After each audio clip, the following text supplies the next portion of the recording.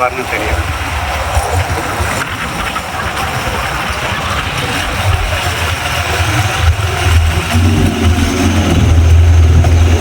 இருந்து பார்க்கவே இல்லை, இந்த இதை தான் பார்த்தேன்.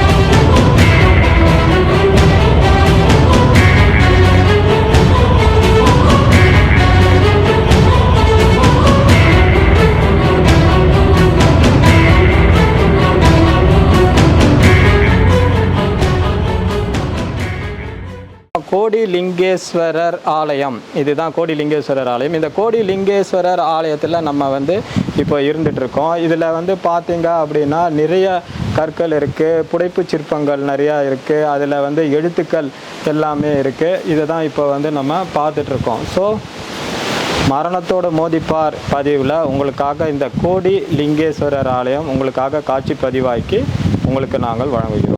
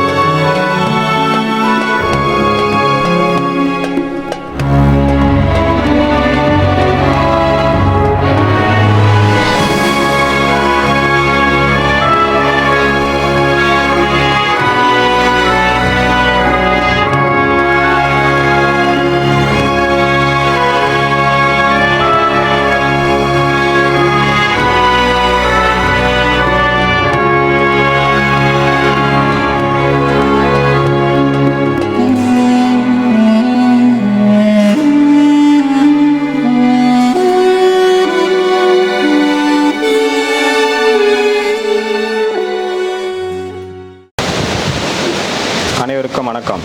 இப்போ நம்ம கோடி லிங்கேஸ்வரர் ஆலயத்தில் இருக்கோம். இது எங்கே இருக்குது அப்படின்னா நெல்லை பாபநாசத்தில் மேற்கு தொடர்ச்சி மலையில் அகஸ்தியர் அருவிக்கு மேலே கல்யாண தீர்த்தம், அதுக்கு அந்த இடத்துல இப்போ நம்ம இருக்கிறது வந்து கல்யாண தீர்த்தம், அந்த இடத்துல கோடி லிங்கேஸ்வரர் ஆலயம் வந்து இந்த இடத்துல இருக்குது. இதில் பார்த்தீங்க அப்படின்னா அகஸ்தியர் அவருடைய மனைவி லோபமுத்ராவோட வந்து இருந்த சிலை வந்து இங்கே இருந்தது. 2001 ஏற்பட்ட ஒரு வெள்ளப்பெருப்பின் காரணமாக என்ன ஆயிடுச்சுன்னா அந்த சிலைகள் வந்து அடித்து செல்லப்பட்டு விட்டது. ஸோ இதில் இந்த இடத்துல இப்போ இருக்கிறது வந்து கோடி லிங்கேஸ்வரர் ஆலயம் வந்து இருக்குது. பொதுவாகவே நம்ம வந்து என்ன அப்படின்னு பார்த்தோம் அப்படின்னா உண்மையை தேடி பயணம் தான் நம்ம எப்போவுமே இன்ஃபினிட்டி சார்பாக போயிட்டு இருந்தோம். இப்போ உண்மையை தேடி போனோம் அப்படின்னா உண்மை வந்து அவ்வளோ சீக்கிரத்தில் கிடைக்கிறது இல்லை.